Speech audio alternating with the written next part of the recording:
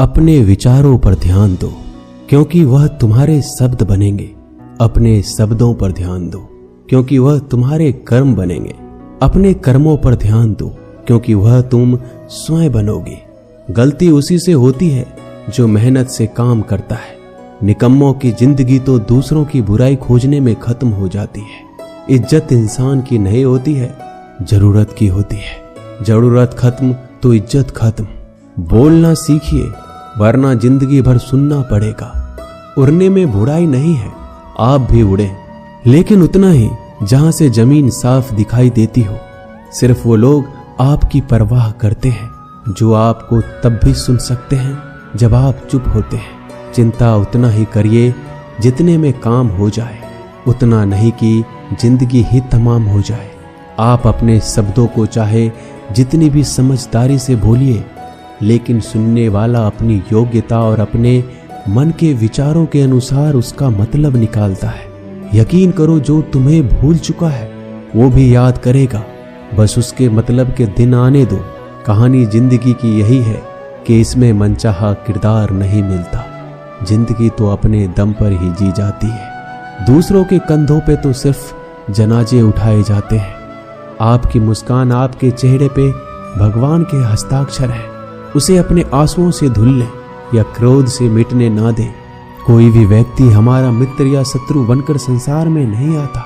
हमारा व्यवहार और शब्द ही लोगों को मित्र और शत्रु बनाता है। जो व्यक्ति हर वक्त दुख का रोना रोता है, उसके द्वार पर खड़ा सुख बाहर से ही लौट जाता है। जिसके पास उम्मीद और आस है, वो जिंदगी के हर इम्तिहान में पास है। हर कोई अपना नहीं होता, और यही सच है। कितने अजीब है ये जमाने के लोग। खिलौना छोड़कर जज्बातों से खेलते हैं। महान दिमाग विचारों की चर्चा करता है, औसत दिमाग घटनाओं की चर्चा करता है, और छोटा दिमाग लोगों की चर्चा करता है। अहंकार ना पालिए जनाब, वक्त के समंदर में कई सिकंदर डूब गए। इन 5 जगहों पर हमेशा चुप रहना सीखिए। पहला, जहां आपके शब्दों की कोई कीमत नहीं। दूसरा, जहां बोलने के बाद आपको पश्चाताप ना करना पड़े। तीसरा, अगर आपके बोलने से किसी का दिल दुखता हो। चौथा, अगर आप गुस्से में हो, क्योंकि इंसान गुस्से में बिना कुछ सोचे समझे कुछ भी बोल देता है। और पांचवा, जहां आपको समझदारी से कोई सुनने वाला ना हो। किसी का कष्ट देखकर अगर तुम्हें भी कष्ट होता है तो समझ लेना तुम्हारी आत्मा में परमात्मा विराजमान है। सिर्फ सुकून ढूंढिए, जरूरतें कभी भी पूरी नहीं होती। जिंदगी में सारा झगड़ा ख्वाहिशों का है। ना तो किसी को गम चाहिए, ना किसी को कम चाहिए। जिसके इरादे हमेशा साफ होते हैं, कई बार लोग उसी के खिलाफ होते हैं। जो तुमसे तंग आ जाए उसे छोड़ दो, क्योंकि बोझ बन जाने से याद बनना बेहतर है। झूठ की खरीदारी ज्यादा दिन तक नहीं टिकती। सच एक ही सही अंत तक साथ देता है।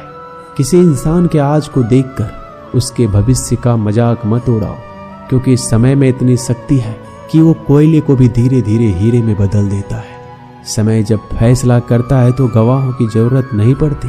इंसान का काम तमाम करने वाला शब्द है। कल करूंगा, ना तो अधिक बोलना अच्छा है, ना ही जरूरत से ज्यादा चुप रहना। जैसे बहुत अधिक वर्षा होना भी अच्छी बात नहीं है, और बहुत अधिक धूप भी अच्छी नहीं होती। विचार कीजिए, हमारा जन्म हमारी मर्जी से नहीं होता, ना हमारा मरण हमारी मर्जी से होता है। इस जन्म मरण के बीच में होने वाली सारी व्यवस्था हमारी मर्जी से कैसे हो सकती है। जिंदगी में हर मौके का फायदा उठाओ, पर किसी के मजबूरी का नहीं। अगर जिंदगी मौका देती है तो धोखा भी देती है। जिंदगी की सबसे अच्छी दवा है जिम्मेदारी। एक बार पी लीजिए साहब, जिंदगी भर थकने नहीं देगी। जीवन में प्रयास सदैव कीजिए।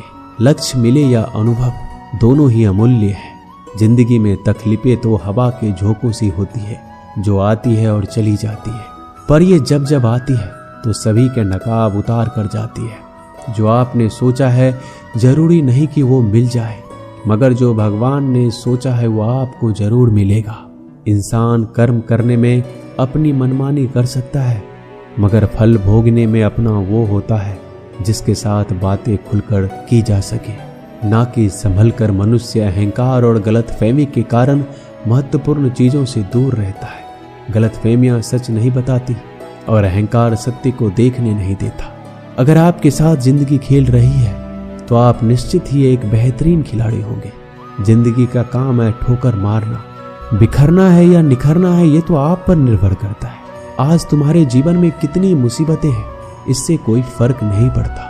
फर्क पड़ता है तो बस इस बात से कि तुम उसका सामना कैसे करते हो।